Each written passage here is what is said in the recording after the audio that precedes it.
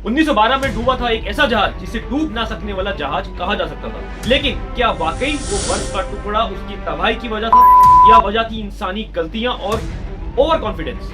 आज हम बात करेंगे टाइटैनिक की उस ऐतिहासिक दुर्घटना की जिसे सिर्फ इतिहास नहीं डूबा बल्कि इंसान की सबसे बड़ी गलती भी बेनकाब हुई। 10 अप्रैल 1912 इतिहास का वो दिन जब दुनिया का सबसे बड़ा मूविंग ऑब्जेक्ट आरएमएस टाइटैनिक अपने पहले सफर पर निकला।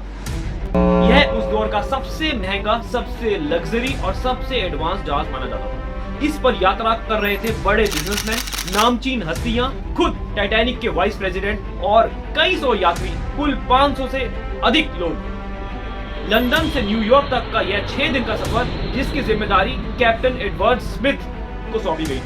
पहले 2 दिन सब कुछ सामान्य रहा, समंदर शांत था, लेकिन तीसरे दिन आया पहली चेतावनी का संकेत।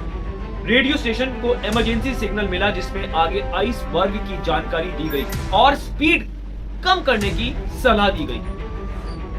कैप्टन ने चेतावनी को गंभीरता से तो लिया, लेकिन स्पीड कम करने के बजाय बस दिशा बदल दी।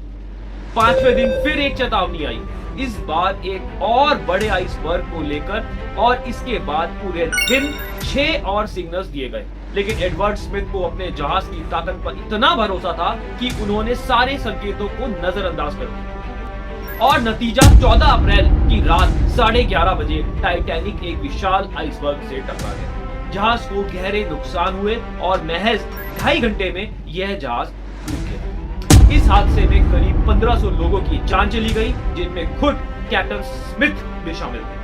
बाद में यही माना गया कि इस हादसे का सबसे बड़ी वजह इंसानी लापरवाही और ओवर कॉन्फिडेंस था। जिस जहाज को जो कभी नहीं डूब सका।